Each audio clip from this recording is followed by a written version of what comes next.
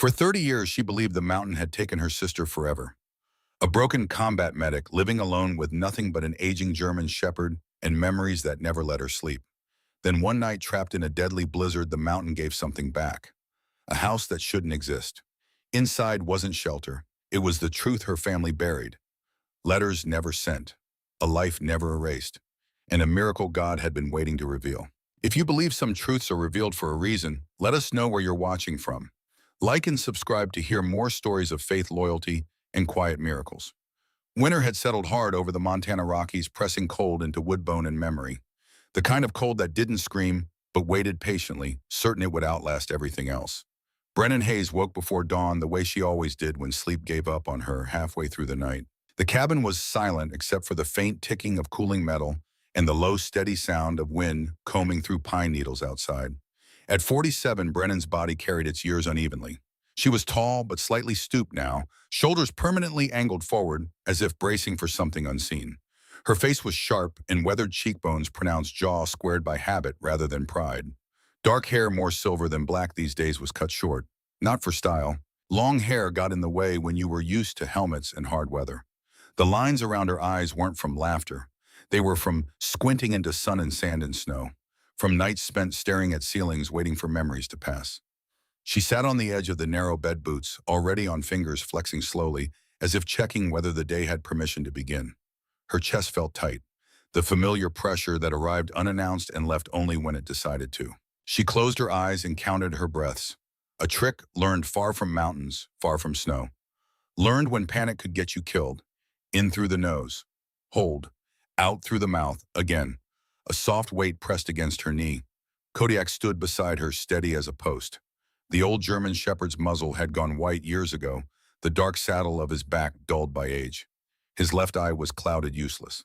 A mine blast in Helmand Province had taken that eye and nearly taken his life. But his right eye was still sharp, still watchful. At 10 years old, Kodiak moved slower now, joints stiff in the mornings, but his posture never slouched. He carried himself like what he was, a former K9, trained to read tension before it turned into disaster.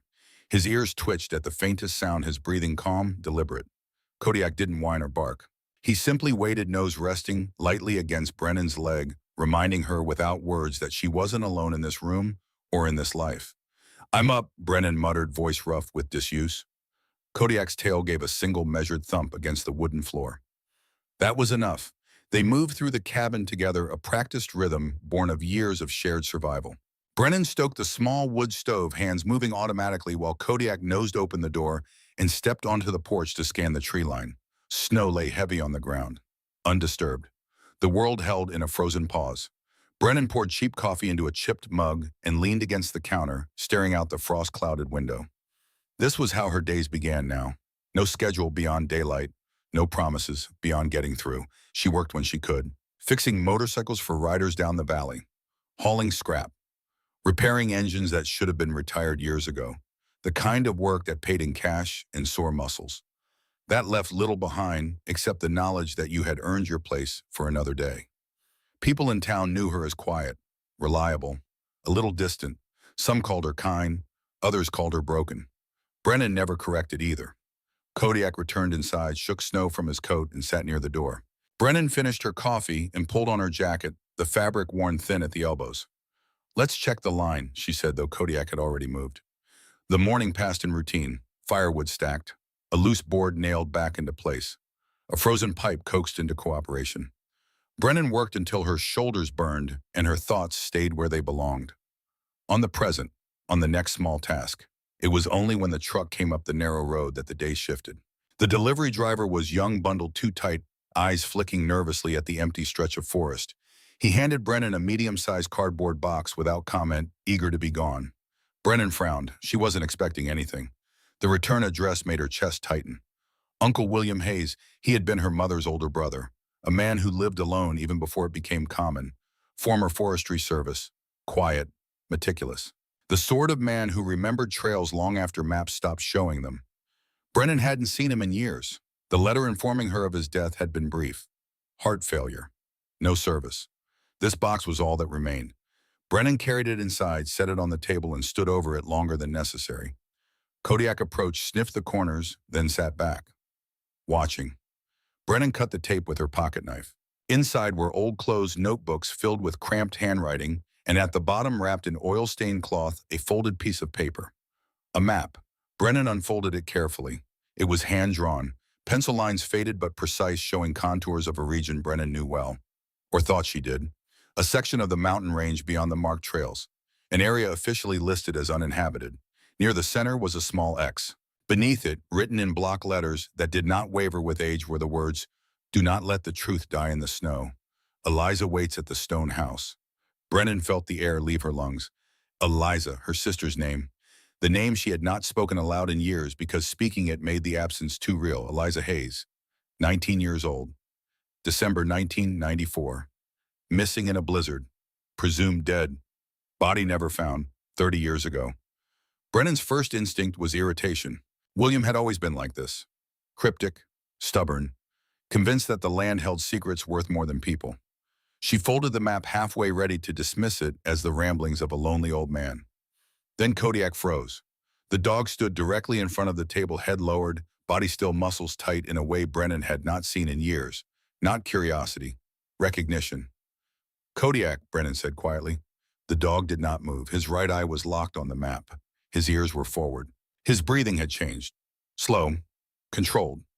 The way he used to breathe before a mission. Brennan unfolded the map again, slower this time. She traced the lines with her finger, following the route into terrain that grew steep and dangerous fast. According to everything Brennan knew, there was nothing up there. No cabins, no shelters, no reason to go. She laughed once, short and humorless. "This is nothing," she said, more to herself than to Kodiak. "Just paper." Kodiak took one step closer. His nose touched the map. Then he looked up at Brennan. That look. It was the same look he used to give her in Fallujah when he smelled an IED buried under sand. When he knew something was there, even if she couldn't see it. Brennan's chest tightened again. Not with panic this time. With something heavier. The memory came uninvited. Fallujah, November 2004. The heat that never let up. The dust that coated everything. The sound of distant gunfire rolling through narrow streets like thunder that never stopped. Brennan was a combat medic, 27 years old. Fourth deployment. They called her Doc. They trusted her with their lives. She carried that trust like a weight she couldn't put down. The call came at 1400 hours. IED strike, casualties, grid coordinates 3 clicks west. Brennan grabbed her pack and ran. Kodiak ran beside her. He was young then, fast. His ears sharp, his body lean and powerful. He had already saved her life twice. Once from a sniper she never saw. Once from a tripwire she almost stepped on. But this time Kodiak couldn't help. This time the bind had already gone off.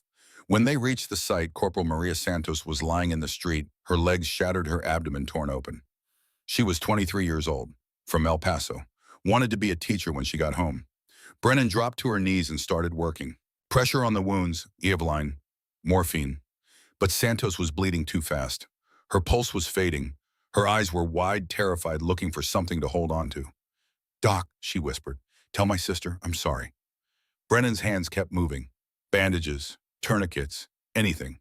But she had arrived 4 minutes too late. 4 minutes. If the radio call had come sooner, if the route had been clearer, if Brennan had run faster. 4 minutes. Santos died in her arms. Brennan sat there in the dust, holding a body that was still warm, and felt something inside her break. It was a clean break. The kind you don't notice until you try to move and realize the pieces don't fit anymore. Brennan blinked. She was back in the cabin. The map was still on the table. Kodiak was still watching her. Her hands were shaking. She pressed them flat against the wood, forcing them still. "If I don't go," she said aloud, "I'll carry this forever." Kodiak's tail thumped once. She looked down at the dog, at his one good eye steady and sure. Then she looked up at the ceiling, speaking to something she couldn't see but chose to believe was listening. "Lord, if this is a sign, if this is you pointing me somewhere, give me the courage to follow." The cabin was silent, but Kodiak moved to the door and sat waiting, and that felt like answer enough. Outside, the wind shifted, pushing snow across the porch in thin, whispering lines. The mountain stood, unmoving, patient. Brennan picked up the map again, folded it carefully, and tucked it into her jacket. She didn't know what waited up there. She only knew that something had been waiting a long time. And this time she was listening. The climb began under a sky that already looked tired of holding itself together. Low clouds dragged across the mountain like bruises spreading under skin, and the light had that flat metallic quality Brennan had learned to distrust. She adjusted the straps of her worn-packed shoulders, tightening beneath the weight, and glanced once at Kodiak. The old German shepherd stood a few feet ahead, broad chest dusted with snow, ears angled forward, reading the air with a seriousness that left no room for doubt. Kodiak was 10 now, his movements slower, but his instincts had not aged. If anything, they had sharpened, carved clean by years of knowing when to move and when to stop. Brennan knew the forecast had been bad. She also knew forecasts lied in the mountains. The trail they followed was narrow and old, more suggestion than path, its edges softened by drifting snow. With each step, the silence thickened, swallowing sound, until even the crunch of Brennan's boots felt intrusive. The higher they climbed, the deeper the snow became, rising from ankle to calf, then higher still. Brennan's breathing grew louder inside her ears, uneven, her chest tightening in a way that had nothing to do with altitude.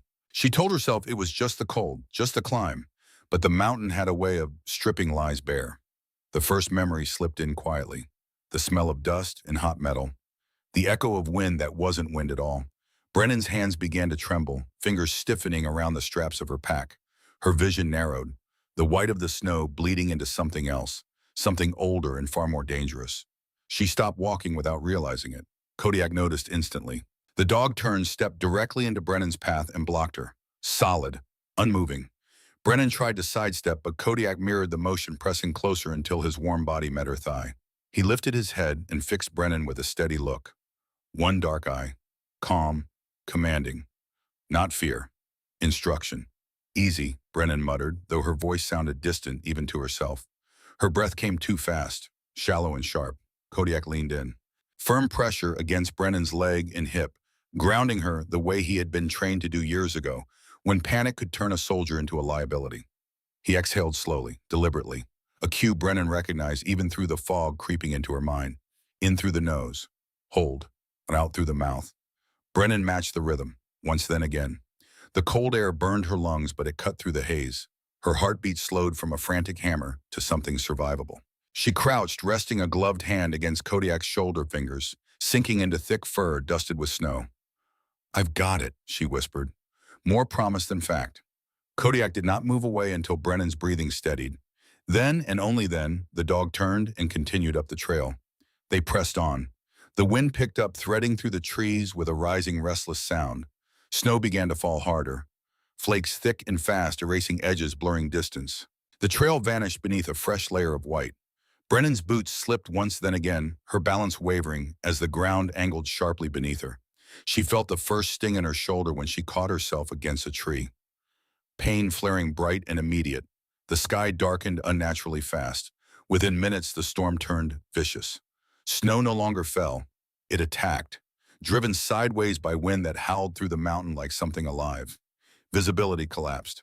10 feet became 5. 5 became nothing. The world narrowed to swirling white and the dark shape of Kodiak moving just ahead. Brennan shouted his name. The sound ripped from her mouth and carried away. She followed the dog's outline blindly, one step at a time, boots scraping against hidden ice. A sudden gust slammed into her from the side, strong enough to knock the air from her lungs. Her foot slipped. The ground disappeared. Brennan's body tilted forward, momentum carrying her toward the edge of something she couldn't see. Then teeth closed around her jacket sleeve. Not hard enough to break skin, hard enough to stop her. Kodiak had her. His teeth gripped the thick fabric of her forearm. His body braced, his claws digging into ice. Brennan gasped, her free hands scrabbling for purchase, and found solid rock. She pulled herself back from the edge, heart hammering, adrenaline flooding her veins. When she looked down, she saw nothing but white fog and darkness. A drop. How far she couldn't tell. Far enough. Kodiak released her sleeve and stepped back, panting, his right eye locked on hers. "Good boy," Brennan rasped. "Good boy." She rested her forehead against his for just a moment, breathing, shaking, alive because of him, again. Some places don't save us by accident, Brennan thought. They're prepared long before we arrive. And so are the companions who guide us there. They could not stay there. Brennan knew that with a clarity that sliced through the haze. The storm was tightening, the temperature dropping fast. Hypothermia didn't announce itself loudly. It waited. Kodiak pulled away slightly, turned his head into the wind and froze. His ears snapped forward. His posture shifted, tension winding through his frame. Then he barked. Short, sharp, repeated. Not alarm, not warning, discovery. Brennan squinted into the white. At first she saw nothing. Then through a thinning in the snow, a shape emerged. Dark, solid, unmoving. It stood against the storm with a stubbornness that made Brennan's heart stutter. A wall. No. Stone. They stumbled toward it together, Kodiak leading, Brennan following with what strength she had left. As they drew closer, the shape resolved into a squat stone structure, low to the ground, its walls thick, its roof angled to shed snow. The door was wooden, reinforced with iron straps darkened by age. It was not collapsed, not buried. It stood intact as if it had been waiting. Brennan stared, disbelief cutting through even the cold. There was nothing up here. No shelters, no cabins, no reason for this to exist. And yet it did.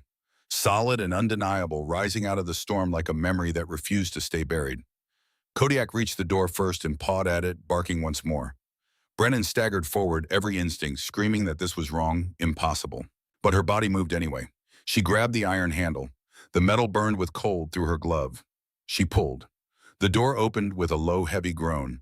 Warm air spilled out, carrying the faint scent of old stone and ash. Brennan nearly collapsed as she crossed the threshold, Kodiak pushing past her to get inside. The door swung shut behind them with a final echoing thud, cutting off the scream of the storm, as if someone had turned the world down. The silence inside was profound. Brennan leaned against the wall, chest heaving, heart pounding. The room was small, built of thick stone blocks fitted by hand. There was no snow inside, no signs of collapse. The floor was worn smooth in places. Against one wall sat an old hearth, cold now, but intact. A rough wooden table stood near the center, and beside it a chair that had been mended more than once. Someone had lived here. Someone had loved here. And the mountain had kept its secret for 30 years. Kodiak moved slowly through the space-nose working tail, low but steady. He did not bristle. He did not growl. His body language spoke of caution, mixed with familiarity, as if the place carried echoes he could read, even if Brennan could not. Brennan swallowed hard. Her shoulder throbbed. Her hands shook, not just from cold, but from the weight of the impossible pressing down on her. She stepped fully into the room, boots leaving wet prints on the stone floor. Outside, the storm raged on, erasing the path they had taken, swallowing any chance of turning back. Brennan rested a hand against the cold stone wall and let out a slow breath. If this wasn't an illusion, then the question was no longer whether the place existed. It was who had built it, and why. No one was supposed to know. But Kodiak stood in the center of the room, looking at her with that steady, knowing gaze. And Brennan realized he had been here before. Somehow he had been here before. The warmth inside the stone house did not come from fire. It came from absence that felt recent, from the way the air held on to heat as if it had not yet accepted that no one would return. Brennan stood just inside the door, snow melting off her jacket in slow dark drops, her breath loud in the sudden quiet. The walls were thick stacked stone fitted by hand, their surfaces smoothed by decades of touch. This was not a ruin clawed together in desperation. This was a home built to last. Kodiak moved first, as he always did. The old German shepherd stepped carefully across the stone floor, nose low tail, steady, reading the room in long, deliberate sweeps. His paws made almost no sound. Brennan watched him the way a sailor watches a compass when the trail disappears. Kodiak did not show fear. He showed caution mixed with recognition. The same posture he had taken years ago when entering places that carried human stories too heavy to be ignored.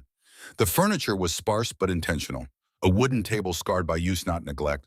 Two chairs, one sturdier than the other, its legs reinforced with mismatched nails. A narrow bed built into the far wall, blanket, folded with care, edges tucked as if habit mattered more than comfort. There was dust, but not abandonment. The dust lay evenly undisturbed, the way it does when a door has been closed, not when a place has been left to rot.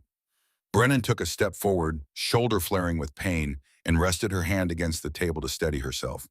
The wood was smooth under her palm. Worn. Someone had sat here long enough to leave themselves behind. This wasn't temporary, she murmured. The sound of her own voice startled her. Kodiak paused near the hearth, sniffed the cold stones, then turned sharply toward the far corner of the room. His ears angled forward. He lowered his head and began to circle a small section of floor. Movements precise, measured. Then he scratched once, gently, deliberately. Brennan's stomach tightened. Kodiak scratched again, then looked back at her. Eyes intent. This was not play. This was work. All right, Brennan said quietly. She crouched beside Kodiak, ignoring the protest from her shoulder, and ran her fingers along the stone floor. Most of the slabs were flush. One was not. There was a narrow seam almost invisible unless you knew to look for it. Brennan hooked her fingers into the gap and pulled. The stone lifted with a low scrape, revealing a shallow cavity beneath. Inside sat a small metal box dulled by age but intact. Brennan stared at it for a long moment, heart-thudding. Kodiak sat beside her, pressed close, his presence solid and unwavering. Brennan lifted the box and set it on the table. Her hands trembled as she opened it. Inside lay a photograph. It was old, edges softened by time. The image showed a woman standing in front of this very house, her arm wrapped protectively around a bundled infant. She was slender, tall in a quiet way, with dark hair pulled back loosely from a face that held both strength and gentleness. Her skin was pale, weathered slightly by mountain sun and wind freckles dusting her cheeks. Her eyes, even in black and white, were unmistakably alive. Sharp, intelligent, carrying a depth of thought that did not fade into the lens. She was smiling, but it was not the kind of smile meant for cameras. It was the kind meant for someone standing just behind it. Behind her stood a man, one hand resting lightly at her back. He was broad-shouldered, bearded, his face angular and lined, eyes set deep beneath a heavy brow. His posture was relaxed but watchful, the stance of someone who knew how to live outdoors and had learned the cost of mistakes. He wore a jacket patched at the elbows, boots worn thin at the toes. A working man, a mountain man. Beneath the photograph, written in careful ink, were the words Eliza and Daniel April, 1995. The room seemed to tilt. Brennan's breath caught painfully in her throat. Eliza. Eliza Hayes, her sister. The one who had vanished into the mountains in December 1994. The one they said had been lost in a storm. Her body never found, her story sealed by time and silence. Brennan had been 17 then, too young to question the certainty with which adults decided what could and could not be true.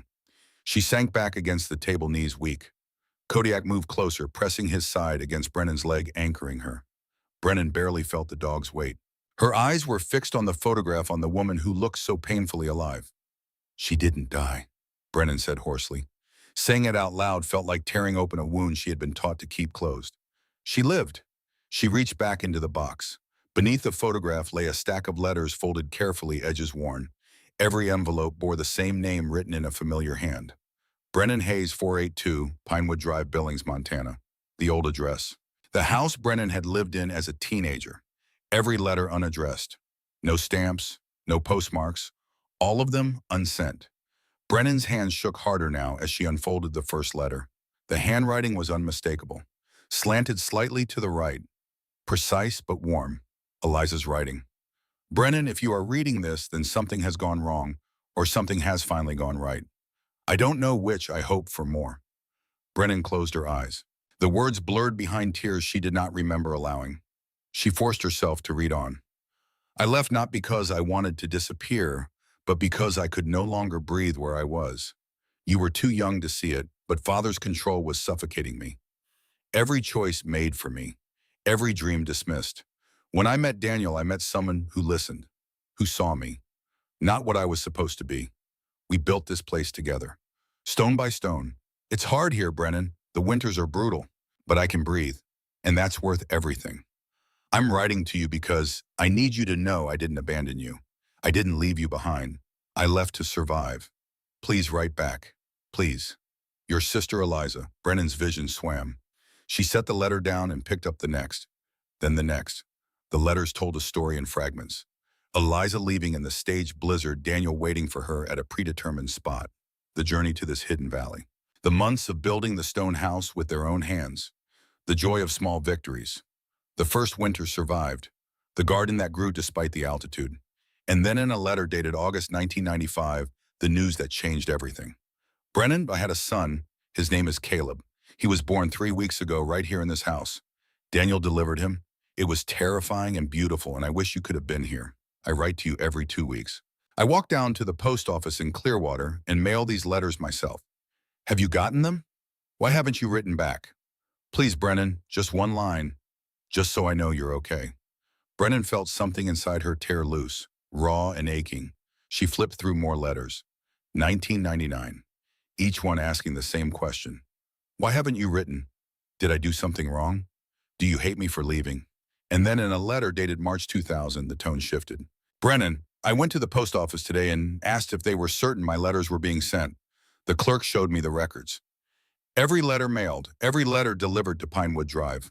But when I called the house yesterday, Mother answered. She told me you moved away, that you joined the army, that you don't want to hear from me.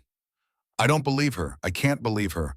But Daniel went into town and made some calls. He found out Father changed our address in the county records. He reported me as deceased. There's a death certificate, Brennan, dated December 1994. Someone is intercepting my letters. Someone doesn't want us to find each other. Brennan's hands were shaking so hard she could barely hold the paper. Kodiak whined softly and pushed his head under her hand. She gripped his fur, grounding herself. The later letters grew shorter, more resigned. Eliza wrote knowing Brennan would never read them. Wrote because the act itself mattered. The last letter was dated September 2004. Daniel is gone. He fell during a climb in February. The ice gave way. He died instantly.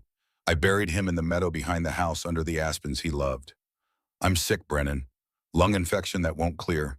The winters here have been hard on my body. I know I don't have much time. Caleb is with Warren Prescott now. He's a good man, a friend of Daniel's. He'll raise my boy right. If you ever find these letters, know this. I never stopped being your sister. I never stopped loving you. I just didn't have the power to reach you. Forgive me for leaving. Forgive me for not fighting harder to get back. All my love, Eliza. Brennan dropped the letter and pressed both hands to her face. A sound escaped her throat. Half sob, half growl. 30 years. 30 years believing Eliza had died lost and alone in the snow. 30 years of grief that could have been joy. Someone had stolen that from her. Someone had made a choice to erase Eliza from her life. Not the mountain, not the storm. A person. Kodiak stood and placed his front paws on Brennan's knee, forcing her to look at him. His right eye was steady, unblinking. She wrapped her arms around the dog's neck and buried her face in his fur. I didn't know, she whispered. God, I didn't know. The silence of the stone house held her grief without judgment. Outside, the storm continued its assault, but inside, time had slowed to a fragile, heavy stillness. Brennan gathered the letters back into the box with reverent care, as if they might crumble if mishandled. Her gaze drifted around the room again, and now she saw it differently. The chair mended again and again because replacing it was never an option. The bed positioned near the wall for warmth. The table large enough for two, then three. This place had held laughter. It had held arguments. It had held life. And God had kept it standing. You were here all along, Brennan said softly, looking up at the ceiling, as if speaking to something beyond it. You kept her safe, even when I couldn't. Her voice broke on the last word. Kodiak returned to the corner where he had found the box and sat alert but calm. There were no more hidden compartments to find tonight. The mountain had given enough. Brennan sank onto the chair, the photograph resting in her hands. Her chest hurt in a way that had nothing to do with her shoulder. Anger flickered beneath the grief, sharp and dangerous, but it had nowhere to land yet. Someone had erased Eliza from her life. Not the mountain, not the storm. A person? And that person had a name. Brennan was certain of it. Time passed in the stone house, differently than outside. The storm raged beyond the walls, but inside Brennan sat with her sister's letters spread across the table like pieces of a life she should have known. She read them again and again, trying to find Eliza in the words, trying to understand the choices that had led here. Kodiak lay near the hearth, his breathing steady, but his eye never fully closed. Still watching, still guarding. Brennan must have dozed at some point because when she startled awake, the quality of light had changed. Dawn was trying to push through the storm clouds. Her shoulder ached fiercely. Her neck was stiff from sleeping upright, but the letters were still there, still real. She stood carefully, joints protesting, and walked to the small window. The storm had lessened, not stopped, but no longer the howling monster of the night before. She could see perhaps 20 feet now, enough to know that leaving was possible. But Brennan wasn't ready to leave. Not yet. There were still questions, still pieces missing. She turned back to the room and began searching more carefully. In a small wooden chest beneath the bed, she found clothing. A woman's sweater patched at the elbows, a man's heavy coat, a child's tiny boots, evidence of the 3 lives that had intersected here. On a shelf near the hearth, she found a small leather-bound journal. Brennan opened it with shaking hands. The first entry was dated January 1995, written in Eliza's hand. We survived our first week in the stone house. Daniel says the walls will hold through anything. I believe him. I have to. Brennan turned pages reading fragments of her sister's hidden life. March 1995. The garden is growing, tiny green shoots that feel like miracles. August 1995. Caleb was born this morning at dawn. I held him and knew I would do anything to keep him safe, even hiding. February 1996. Daniel taught me to track deer today. I'm terrible at it, but he's patient. He's always patient. November 1999. Brennan's letters still come back undelivered. I don't understand. Does she hate me that much? Or does someone not want us to reconnect? April 2003. I buried Daniel today. The ground was still half frozen. It took me 6 hours. Caleb helped. He's only 7, but he understood his father wasn't coming back. I don't know how to do this alone. October 2004, Warren came today. Took Caleb down to his place. The boy cried. I cried. But it's the right thing. My cough is getting worse. I won't last the winter. Caleb deserves better than watching me die. The final entry was dated November 2004. If someone finds this house, if someone reads these words, know that we lived here honestly. We loved here completely. And we built something that mattered. Tell Caleb his mother loved him more than breath. Tell Brennan I never stopped waiting for her. And tell anyone who needs to hear it, sometimes the only way to survive is to disappear. But we leave marks anyway. In stone, in words, in the people we love. Brennan closed the journal and held it against her chest.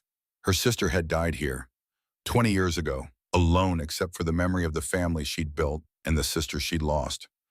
The unfairness of it threatened to overwhelm Brennan, but before the grief could pull her under, she heard something. A sound outside, not the wind. Footsteps. Kodiak was on his feet instantly, a low warning rumble building in his chest. Brennan's pulse jumped. No one should have been up here. She moved toward the door, hand instinctively reaching for the knife on her belt. Before she could speak, a voice carried through the thick wood, roughened by age but steady. Easy now, I'm not here to hurt anyone. Brennan hesitated, then opened the door. The man standing outside was old, but the mountain had not bent him completely. He was tall, though time had curved his spine slightly, and he leaned on a wooden staff polished smooth by years of use. His beard was white and neatly trimmed, framing a face cut with deep lines that spoke of wind, sun, and long seasons lived outdoors. His eyes were sharp, pale blue, missing nothing. He wore a heavy wool coat patched at the elbows, boots crusted with ice, and gloves stitched and restitched until the seams barely held. He looked like someone who belonged exactly where he stood. Well, the old man said, studying Brennan with an intensity that made her shift. You found it.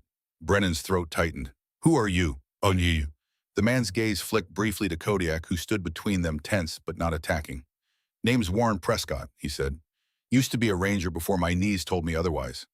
Been keeping an eye on this stretch of mountain longer than most folks remember. His mouth curved into something that wasn't quite a smile. And you must be Brennan Hayes. Brennan froze. You know my name. Warren nodded.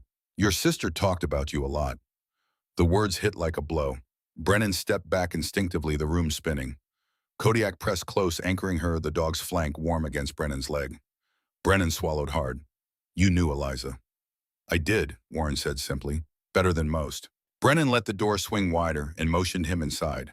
Warren removed his coat with care and hung it near the door movements, deliberate, respectful, as if entering a place that demanded it. He glanced around the room, eyes softening at the familiar shapes. She kept it just like this, he murmured. Didn't believe in clutter. Believed in things earning their place. Brennan lowered herself back into the chair across from the table. Warren sat opposite her, staff resting against the wall. Kodiak settled between them, watchful but calm. Tell me, Brennan said, voice tight. Tell me everything. Warren did not rush. He rubbed his hands together once, then met Brennan's gaze. Eliza came here because she had to, he began. Not because she wanted to disappear, but because staying would have destroyed her. He paused, letting that settle. Your family, your father especially, he was a hard man. Control passed off as care. Eliza was suffocating under it. Brennan clenched her jaw, the anger stirred, sharp and hot. She met Daniel while he was guiding a winter survey, Warren continued.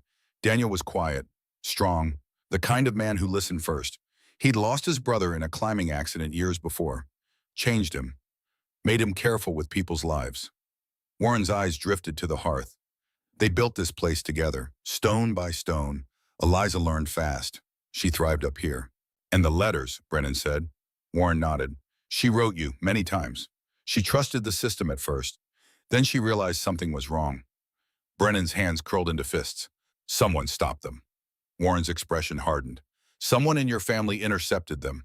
Decided it was better for Eliza to be gone than for the truth to be inconvenient. Told her you'd moved on. Told you she was lost. Paperwork was altered. Records sealed. On paper, she died in a storm. Brennan's breath came shallow. Why, Fear, Warren said quietly. Control, pride. Take your pick. Your father couldn't stand the idea of his daughter choosing her own life, and your Aunt Catherine, she had her own reasons.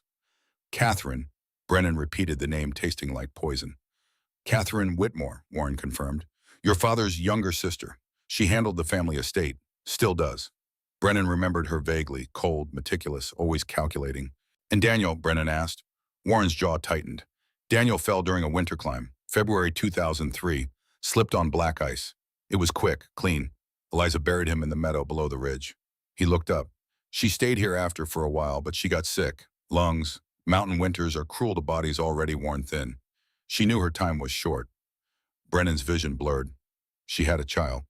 Warren nodded. A boy, Caleb. He's 29 now. Lived with me for years after Eliza passed. Good kid. Works as a ranger at Yellowstone now. He reached into his coat pocket and withdrew a folded document. She left this for you. Deed to the house, signed witnessed. She wanted you to have it when you were ready. Brennan stared at the paper as if it might burn her. She thought I'd come. She knew, Warren said. Said it for years that you'd follow the truth when it finally found you. The anger surged then, threatening to tear loose. Brennan stood abruptly, chair scraping back. They stole her from me, she said, voice shaking. They let me believe she was dead. Kodiak rose with her, pressing against her leg, firm and grounding. The dog's presence cut through the fury, slowing it, forcing Brennan to breathe. Warren watched without interruption. Rage won't bring her back, he said gently, but it can take what she left you. Brennan closed her eyes. The fire in her chest dulled to an ache. She wasn't lost, she said quietly. I was. Warren inclined his head. But there's something else you need to know, he said, voice dropping. Caleb called me a week ago. Someone's been following him, asking questions about his mother, about the Hayes family. Brennan's eyes snapped open. Who? I have my suspicions, Warren said, but I didn't want to believe it until now. He pulled out his phone, checked it, then his face went pale. What is it? Brennan asked. Warren showed her the screen, a text message from an unknown number. I know you're at the Stone House. I'm 10 minutes away. Brennan's blood went cold. How? She whispered. How does anyone know we're here? Warren stood quickly, moving to the window. My truck, he said. I parked it at the trailhead. If Catherine has been watching Caleb, she could have been watching me too. She knows this area. She knows I'm the only one who would come up here. He turned to Brennan. We need to leave, now.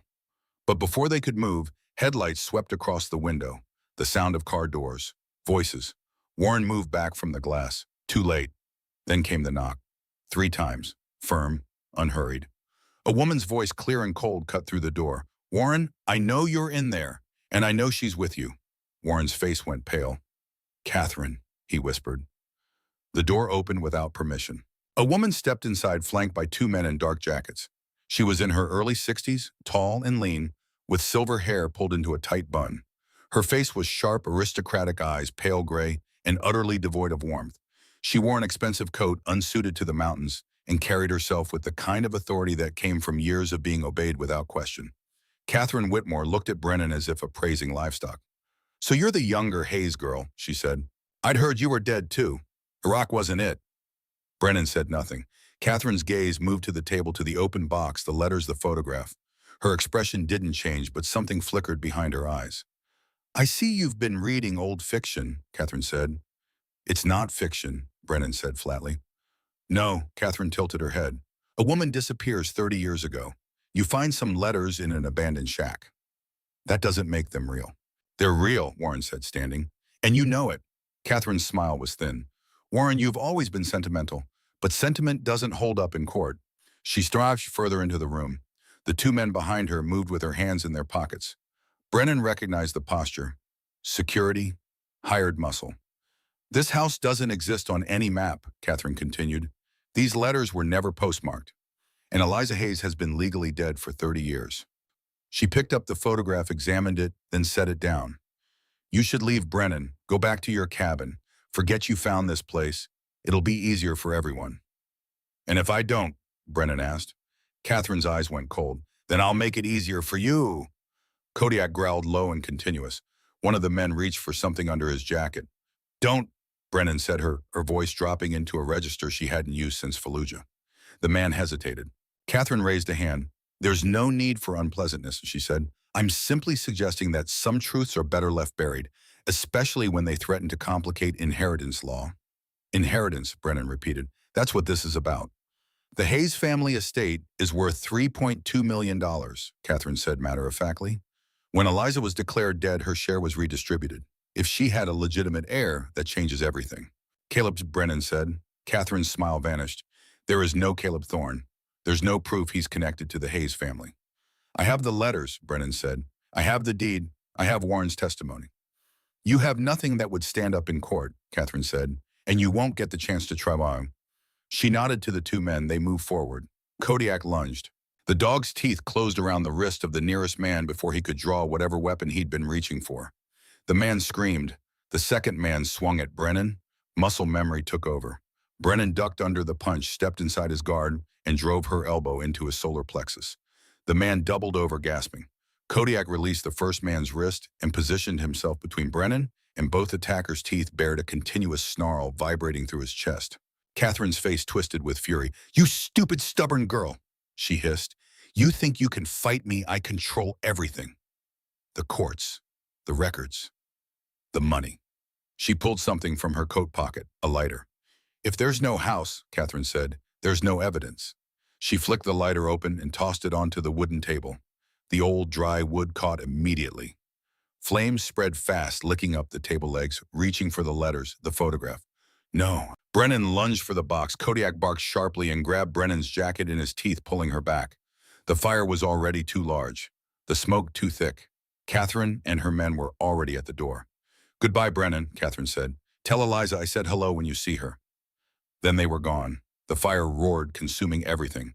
Brennan grabbed what she could, the photograph, a handful of letters, the journal, and stumbled toward the door. Kodiak stayed pressed against her, guiding her through the smoke. They burst out into the snow. Behind them, the stone house burned, 30 years of hidden truth turning to ash. Brennan fell to her knees in the snow, clutching the photograph to her chest. She didn't scream in fear. She screamed in rage. Warren appeared beside her, pulled her to her feet. We have to move, he said. The smoke will draw attention, but we need to get down before the structure collapses. Brennan looked back at the flames. Everything Eliza had built, everything she had left behind, gone. God, Brennan whispered, tears freezing on her cheeks.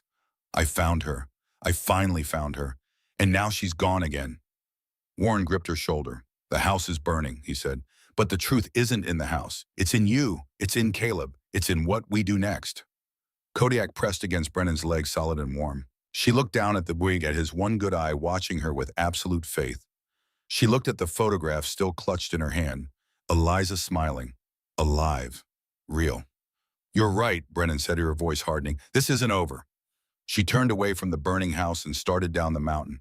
Behind her, the flames climbed into the night sky, a beacon burning against the storm.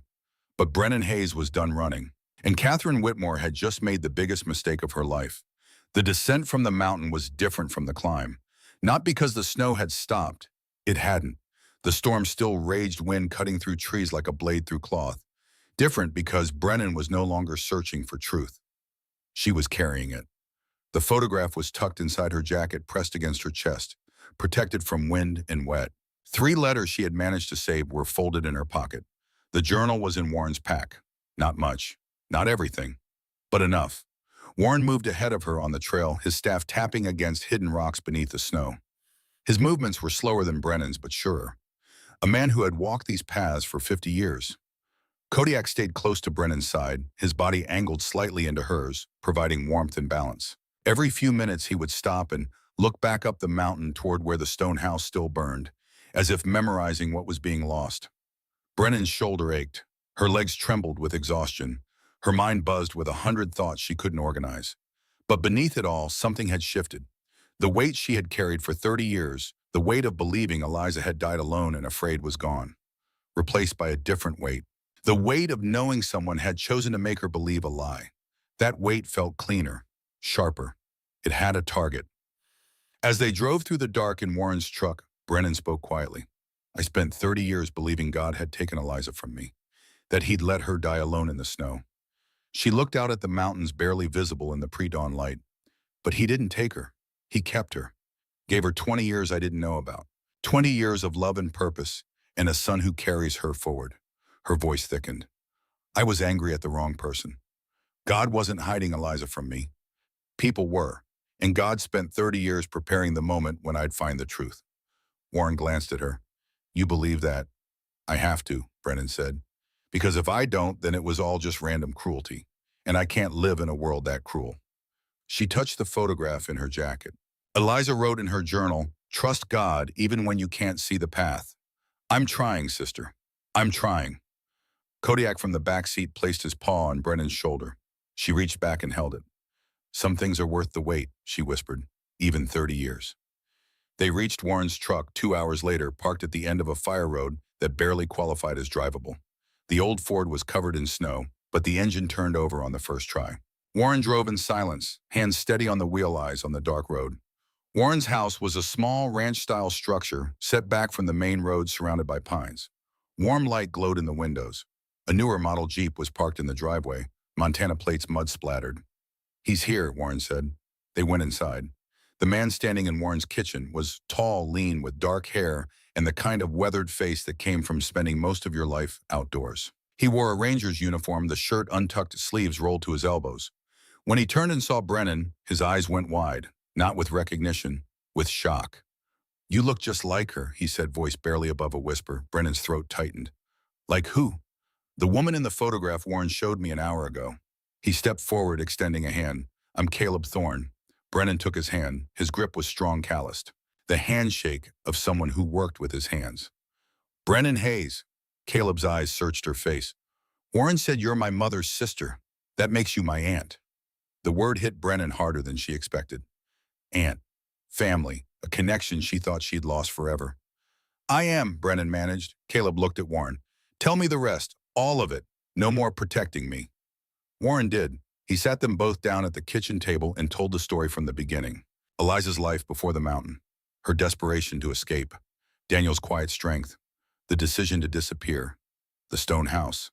The years of survival. The letters that never reached their destination. Daniel's death. Eliza's illness. Her final months. And the will she had written, leaving everything to her son and her sister. When Warren finished, Caleb sat motionless, staring at his hands. So, my whole life, he said slowly, was built on a lie. No, Brennan said firmly. Caleb looked up. Your whole life was built on your mother's love, Brennan continued. She made choices to keep you safe, to give you a chance at a life without the weight of the Hayes family crushing you. She leaned forward. That's not a lie. That's sacrifice. Caleb's eyes were wet. I wish I'd known her. So do I, Brennan said. They sat in the shared grief for a moment. Then Warren cleared his throat. There's something else you both need to see. He stood and walked to a tall filing cabinet in the corner of the room. From the bottom drawer, he pulled out a large manila envelope worn at the edges. When Eliza died, I took everything from the stone house that mattered. I knew someone might come looking eventually, knew I needed to keep the proof safe. He opened the envelope and spread its contents across the table. Photographs, dozens of them. Eliza holding a newborn Caleb. Eliza and Daniel building the stone house. Eliza teaching a young boy to fish in a mountain stream. A handwritten journal, its pages filled with Eliza's careful script, and a legal document notarized and signed. Last will and testament of Eliza Marie Hayes Thorne. Brennan picked it up with shaking hands. The language was formal but clear. Eliza left the stone house and all her possessions to Caleb Thorne, her son. She left her share of the Hayes family estate to be split equally between Caleb and Brennan Hayes, her sister. The will was dated October 2004, 1 month before Eliza died. The notary signature was from a lawyer in Whitefish, Montana, a man named Gregory Vance. Does Vance still practice? Brennan asked. Warren nodded. He's semi-retired, but yes, I checked last week. Caleb was staring at the photographs, his fingers trembling as he touched the image of his mother's face. This is real, he said. All of this is real. It is, Warren confirmed. Brennan felt something ignite in her chest. Not anger this time, purpose. Catherine burned the house, she said, but she didn't burn this. She looked at Warren. You kept the proof, all of it. I did. Then we use it. Caleb looked up. Use it how? Brennan met his eyes. We go to Catherine. We confront her. We make her admit what she did. And if she doesn't, Then we take it to the courts, to the press, to anyone who will listen. But I think she will. Brennan's voice hardened. Because men like the ones she hired tonight don't work cheap. And burning down a structure on federal land is arson. And if we can prove she was there, if we can connect her to any of this, she's done. Warren nodded slowly. There were witnesses. The fire will have been reported. Rangers will investigate. Goody, Brennan said. Let them. She stood. Where's Catherine's office? Billings, Warren said. Hayes and Whitmore Legal Group, downtown? Then that's where we go. Woo, Caleb stood as well. Where's he? Now. Warren shook his head. It's 4 in the morning. The office won't open until 9. Brennan looked out the window at the darkness. He was right. Then we wait, she said. And at 9, we finish this. The hours before dawn were the longest of Brennan's life. She tried to sleep on Warren's couch, but every time she closed her eyes, she saw the stone house burning, saw the letters curling into ash, saw Catherine's cold smile. Kodiak lay on the floor beside her, his breathing steady. At one point, Brennan reached down and rested her hand on his head. You saved me again tonight, she whispered. The dog's tail thumped once against the floor. Brennan thought about the years she had spent alone, convinced that everyone she loved was gone. Her sister, her fellow soldiers, her sense of purpose. But God had not left her with nothing. He had left her with Kodiak. And through Kodiak, he had led her back to the truth. Some places don't save us by accident, Brennan said softly, speaking to the darkness. You prepare them long before we arrive. You prepared the stone house for Eliza, and you prepared this moment for me. She closed her eyes. Help me do right by her. Help me see this through. The prayer was simple, unpolished, but it was real. And in the quiet that followed, Brennan felt something shift. Not a voice, not a sign, just a settling. A peace that shouldn't have been possible given what lay ahead. But it was there, and it was enough. Dawn came cold and clear. The storm had passed, leaving the world blanketed in fresh snow that glittered like broken glass in the early light. They drove to Billings in Warren's truck, Caleb following in his Jeep. Kodiak rode in the back seat, head out the window, ears flicking at every sound. The city emerged slowly from the plains, a cluster of buildings pressed against the horizon. Hayes and Whitmore Legal Group occupied the 4th floor of a modern glass building downtown. Brennan, Warren, and Caleb walked through the lobby at exactly 9 o'clock. The receptionist, a young woman with carefully styled hair, looked up with a professional smile that faltered when she saw their expressions. Can I help you? We're here to see Catherine Whitmore, Brennan said. Do you have an appointment? No, but she'll see us. The receptionist hesitated. I'm sorry, but Miss Whitmore's schedule is very full today. If you'd like to leave your name, tell her Brennan Hayes is here, Brennan interrupted. Tell her I have something that belongs to the Hayes family estate. The receptionist picked up her phone, spoke quietly, then hung up. Her expression had changed. Ms. Whitmore will see you now, 4th door on the left. Catherine's office was exactly what Brennan expected. Expensive furniture, diplomas on the walls, a view of the city that spoke of power and position. Catherine sat behind a mahogany desk, hands folded, expression calm, but her eyes betrayed her. There was calculation there, and the first flicker of uncertainty. Brennan, she said smoothly, I'm surprised to see you. I thought you'd still be on the mountain mourning your loss. Brennan stepped forward and placed the manila envelope on the desk. Open it. Catherine didn't move. What is this? Open it, Brennan repeated. Catherine's fingers moved slowly. She opened the envelope and pulled out its contents. Her face went pale as she saw the photographs. The journal. The will. Where did you get these? Does it matter? Brennan asked. Catherine looked at Warren. She hissed. You've been hiding them this whole time. Warren said nothing. Catherine's composure was cracking. She stood, hands flat on the desk. These don't prove anything. Eliza Hayes is legally dead. This will is invalid. Is it? Caleb said, speaking for the first time. Catherine's eyes snapped to him. And who are you, Caleb Thorne, Eliza's son? Catherine's face twisted. There is no record of you, no birth certificate under that name connected to the Hayes family. Because my mother protected me from people like you, Caleb said, his voice steady. But I exist, and I have rights. Catherine stared at the paper for a long moment. Then she laughed, cold and sharp. You think I'm going to sign this based on some old photographs and a will from a dead woman? She pushed the papers back across the desk. Get out of my office before I call security. Brennan didn't move. You're right, maybe the will won't hold up in court. Maybe the photographs aren't enough. She leaned forward. But the 2 men you hired last night, they're in custody. Catherine's face went still. Montana State Police picked them up this morning. Turns out, burning a structure on federal land triggers a pretty serious investigation.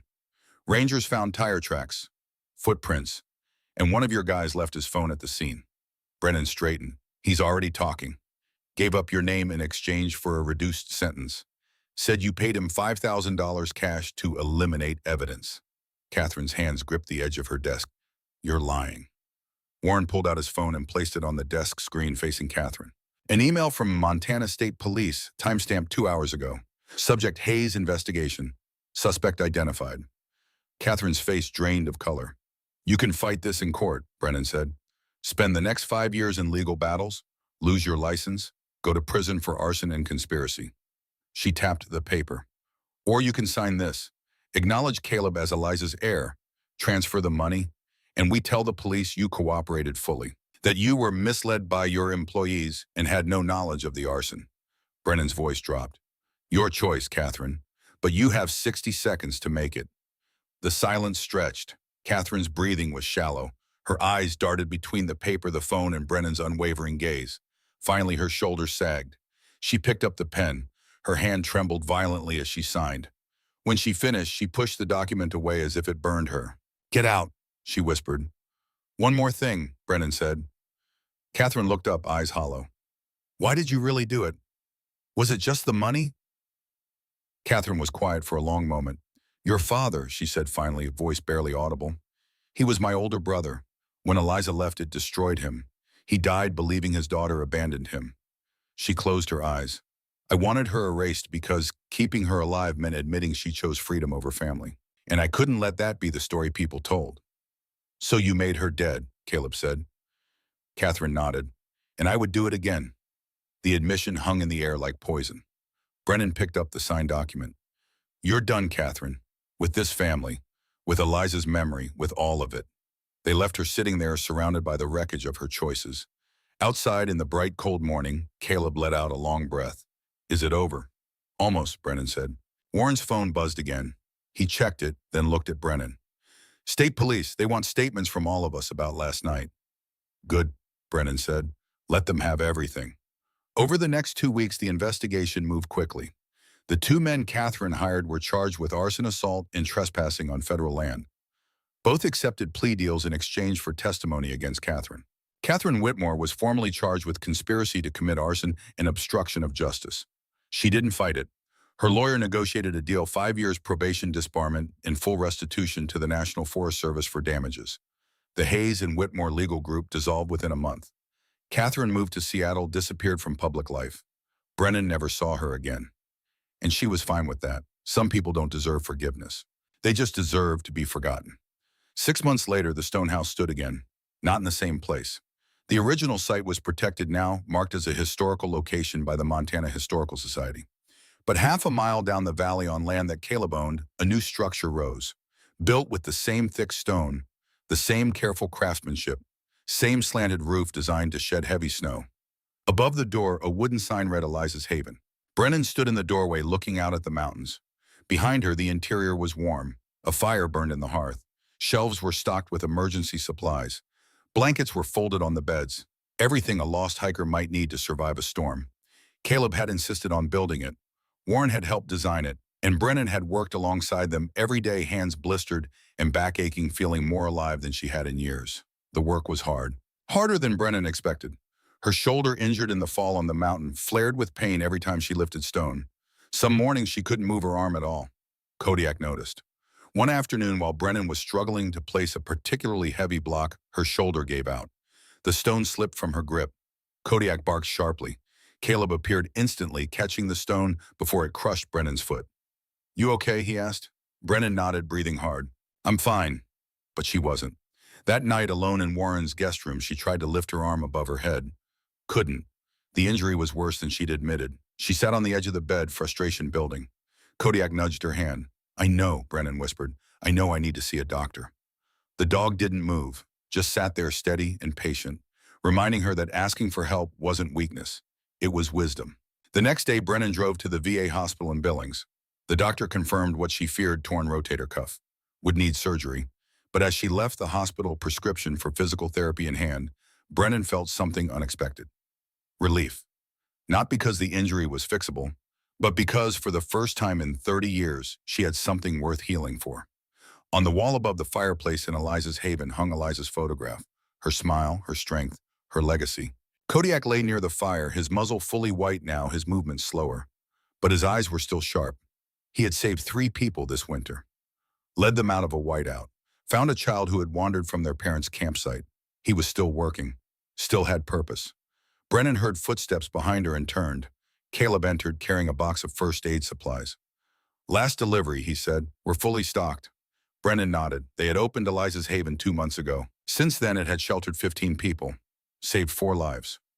Word was spreading among hikers and climbers. The stone house with the warm fire and the hope that someone had cared enough to build it. Caleb set the box down and stood beside Brennan, looking out at the snow. "You think she'd be proud?" he asked. "I know she would be." They stood in comfortable silence. Then Caleb spoke again. "I've been thinking about what Warren said, about how some truths wait to be found." Brennan looked at him. "What about it?" "I think Mom didn't just build that first house for herself and Dad. I think she built it knowing someday someone would find it, someone who needed to know they weren't alone." Brennan felt her throat tighten. "Maybe," she said, "or maybe God just doesn't waste anything, not even our hiding places." The sound of an engine made them both turn. A truck was pulling up the access road, moving slowly through the snow. Kodiak lifted his head ears forward but didn't bark. The truck stopped and a family climbed out. Parents, 2 children. The father approached, expression relieved. "Is this the shelter we got turned around in the last storm? Our GPS died." Brennan smiled. "This is it. Come inside. There's hot coffee and a fire." As the family entered, gratitude written across their faces, Brennan caught Caleb's eye. He was smiling too. This was why. This moment. This family. This second chance at warmth and safety. This was Eliza's true legacy. Not the money. Not the legal battles. This. Later that night, after the family had left, Brennan sat alone by the fire.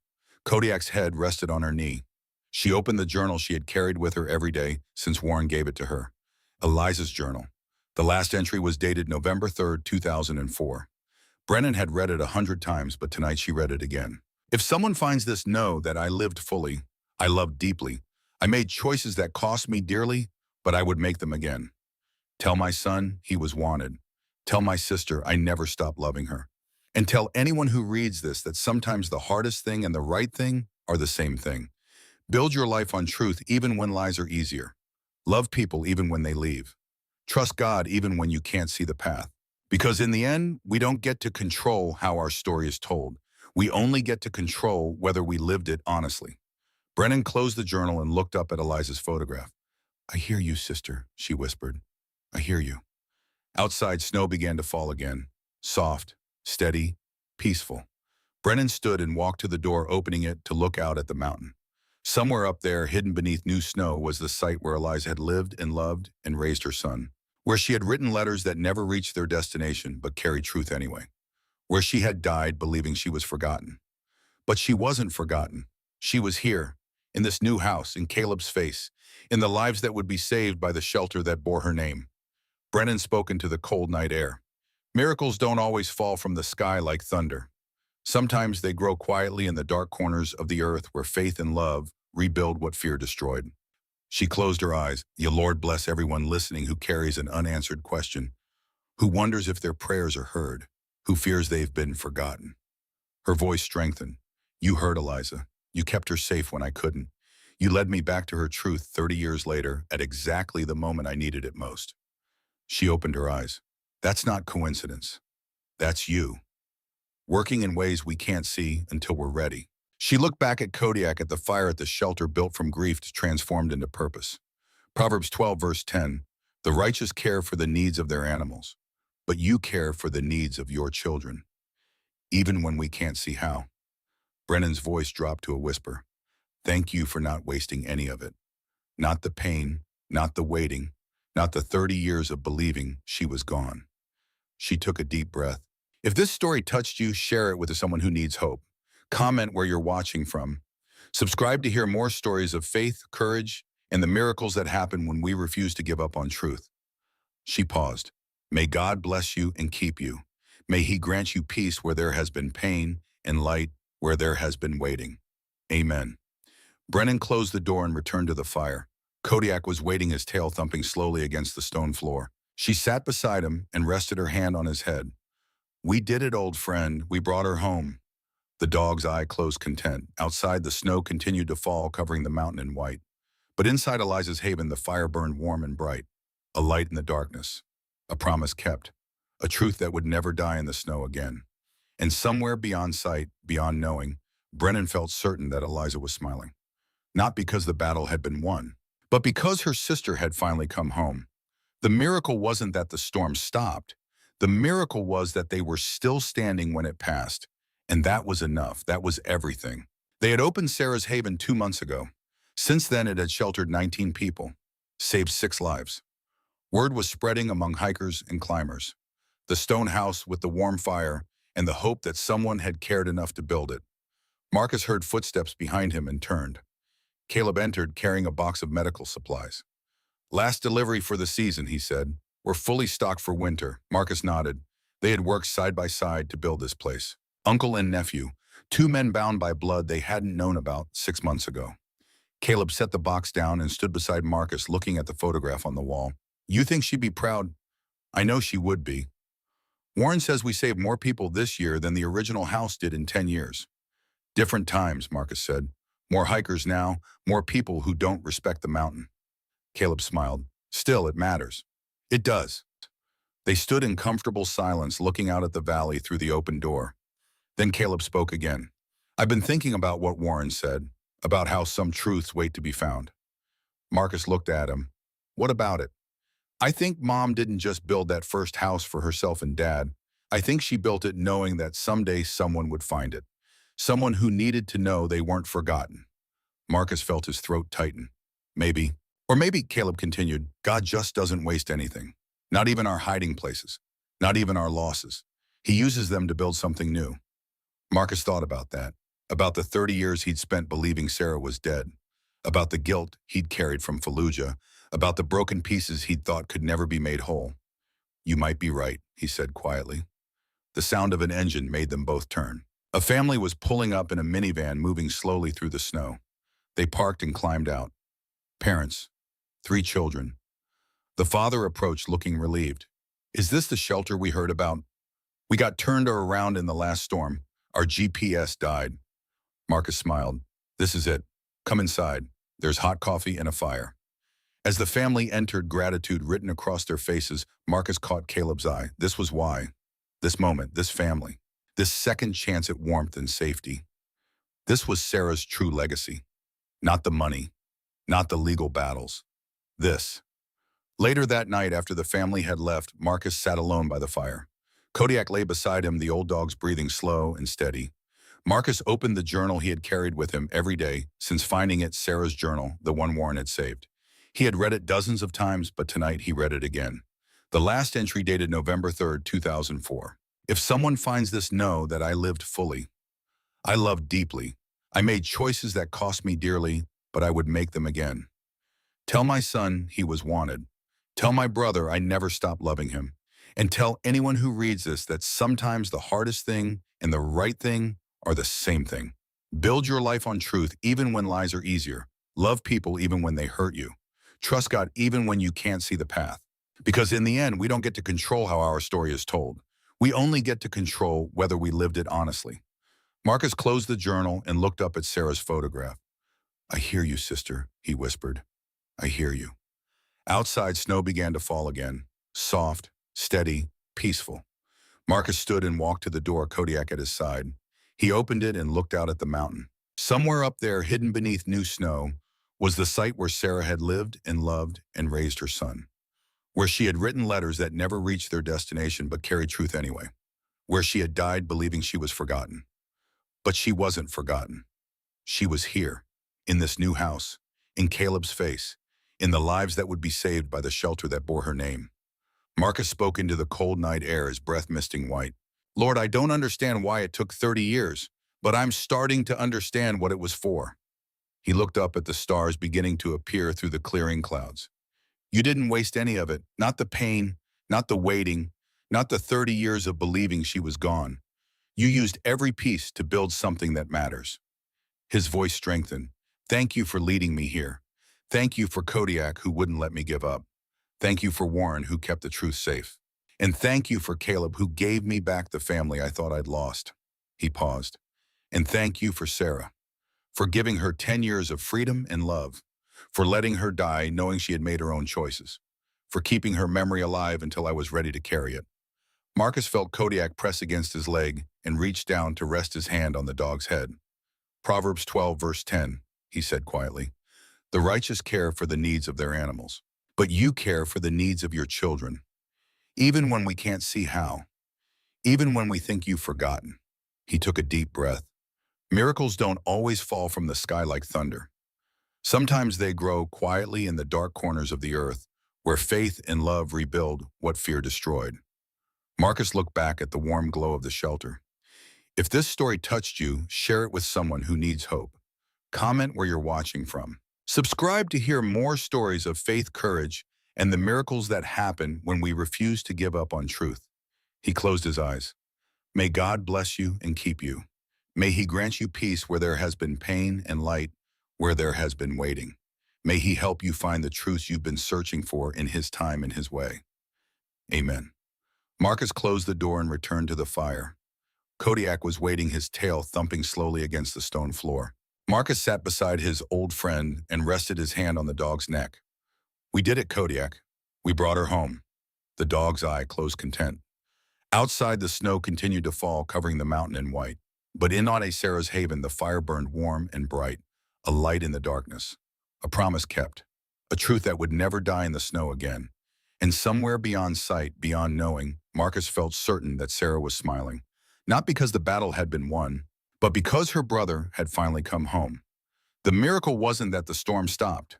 The miracle was that they were still standing when it passed. And that was enough. That was everything.